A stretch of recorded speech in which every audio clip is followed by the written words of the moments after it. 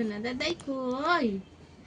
আমার দাদাই সোনা কই? ভাত দিলাম কাছে চলে গেছি। দাদাই সোনা দাদাই কই? আর দাদাইটা কই গো? বলতে সোনা দাদাই কই? আমার দাদাই সোনা কই? সোনা দাদাই কই? দাদাই ও দাদাই সোনাটা দাদাই তুমি আজ ঠাকুর কাছে যাবে কি গো? দাদাই দাদাই সোনা দাদাই দাদাই ও দাদাই কই? বলো আমার কাঁটা শুকনো হবে কি করে? সবসময় যাতে বৃষ্টি হয়, তোমরা জানো না আমি কিছু করি, আমার কাঁটা কাটতে হবে। কাঁটা শুকনো হলে আমি তারপরতে শোবো। বলো বলো শুধু বৃষ্টি হলে হবে? একটু রোদ্দুর দাও। Hello everyone, good morning. আজকে হচ্ছে রবিবার, আমার ছেলের 21 দিন হলো। আজকে ও ষষ্ঠী পূজা, আর আজকেরই ওর শরীরটা খারাপ হতে হলো। কাল সারা রাত ঘুমায়নি, সকাল থেকে ঘুমোতেই চাইছে না। আজকে এখন যাও একটু ঘুমিয়েছে। আর ওর বাবা এসেছিলো, ওই ঠাকুরের ফুল ফল মিষ্টি এইসব নিয়ে এসেছিলো। ওর শরীর অসুস্থ দেখে মনে হজমের সমস্যা হচ্ছে, আবার দেখে ওষুধ আনতে গেল। মাও সকাল থেকে কাজে হাত দিতে পারছিল না, ওর এতটাই শরীর খারাপ লাগছিল। মাও ওর কাছে ছিল সকাল থেকে। যা হোক এখন একটু ঘুমিয়েছে, মানে কাল রাত থেকে ঘুমোতেই চাইছে না, সকালেও কিছুতেই শুতে চাইছিল না। কাল রাত থেকে একভাবে বৃষ্টি হয়ে যাচ্ছে, থামার নামই নেই। আর এদিকে আমি স্নান করে চলে এসেছি, ফুল ফল সব নিয়ে মন্দিরেই চলে এসেছি। আর এখন দেখছি বৃষ্টিটা একটু থেমেছে, আর আমি ভাবলাম মন্দিরেই সব নিয়ে চলে যাই। বাইরে যা কাদা হয়েছে, তাই মন্দিরেই ফল কাটছিলাম। আর বাবা পূজা করবে, বাবা তখনও রেডি হয়নি, আর আমাকেও তো পুজোর জন্য রেডি হতে হবে। ওই জন্য ভাবলাম রেডি হওয়ার আগেই ফল কেটে সব কিছু সাজিয়ে পুজোয় যা যা লাগবে সেইগুলো রেডি করে রেখে দিই। আমার ফল কাটা হয়ে যেতেই সব কিছু পরিষ্কার করে নিচ্ছিলাম।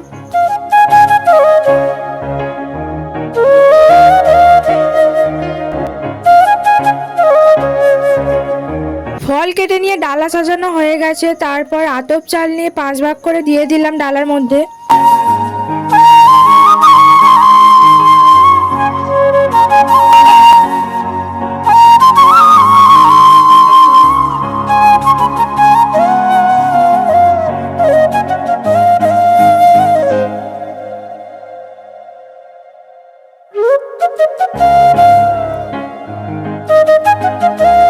গোটা বর্তমান কলা ছিল, সেটাই ছাড়িয়ে নিলাম। আর দুধ, কলা, সন্দেশ, এইটা হচ্ছে মনসা গাছ আছে, সেখানেই দেওয়া হবে।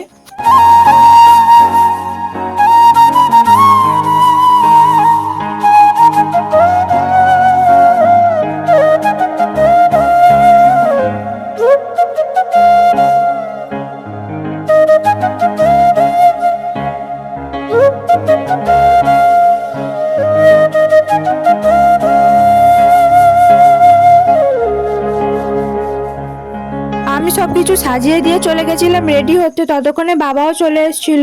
বাবা প্রদীপ ধূপ জেলে এদিকে সিঁদুর গুলছিল। উনি এইগুলো রেডি করে নিয়ে পূজা করতে বসে গিয়েছিল। আর পূজা হতে অনেকটাই দেরি হয়ে গেছিল, প্রায় 11টার মতো বেজে গিয়েছিল। যেহেতু ছেলে অসুস্থ ছিল সেই জন্যই দেরি হয়েছিল, আর কারণ মনও সকাল থেকে ভালো ছিল না। তারপর নিজে রেডি হয়ে আর ছেলেকে রেডি করে নিয়ে চলে এসেছি। তার পাপা নিয়ে বসে আছে এখন। পূজা পাঠ সম্পর্ক বজ্রভয় মারিভয় সর্পভয়ম শত্রু ভয় আপদে বিপদে রক্ষার্থে সর্বসিদ্ধার্থে লোক প্রচলন কামনার্থই আয়ুর্দেয়ী ধনঞ্জয়ী ভাগ্যং ভগবতী দেবী বিদ্যাং দেয়ী দেয়ী দেবী কল্যাণ কুর্ম। ওম নমঃ ভূবৎসত সাবিতুর্ণ ভগবতীবৎসদিনেন প্রচোদয়াতম। ওম ভূবৎসত সাবিতুর্ণ ভগবতীবৎসদিনেন প্রচোদয়াতম। ওম বিষ্ণু বিষ্ণু বিষ্ণু। ধীরে হচ্ছে ওখানে শুয়ে দাও।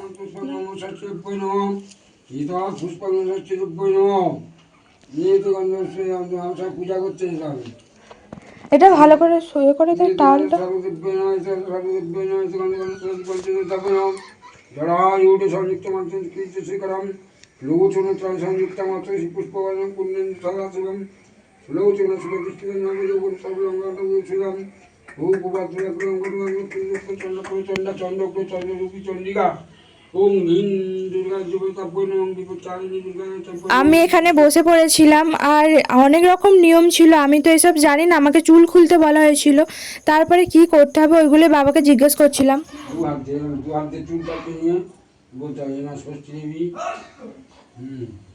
আমার সন্তান ভারতকে সন্তানকে আপদ থেকে বিপদ থেকে মুক্ত করো, বিনয় বিদ্যা পড়াশোনা যেন ভালো হয়, একে আমি তোমার কাছে দিলাম, ক্লাস থেকে তোমার ওপর আমি ভার দিলাম, তুমি একে দেখো। বলে মাথা থেকে পা অব্দি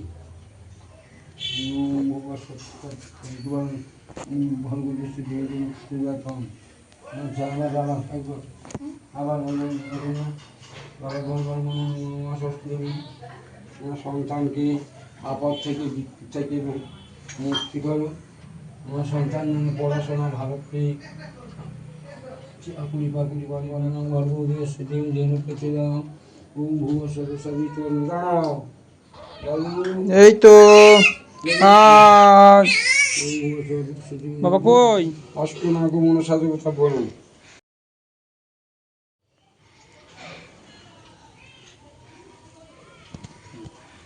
পূজা হয়ে যেতে বাচ্চাদেরকে আর যারা ছিল সবাইকে প্রসাদ দিয়ে আর এখন খেতে বসে গেছি। সিম্পল রান্না হয়েছে, মাছ ভাজা, এটা হচ্ছে পুঁই শাক আলু কুমড়ো দিয়ে চচ্চড়ি, এটা মাছের তেল, আর আমার জন্য একদম পাতলা করে মাছের ঝোল হয়েছে,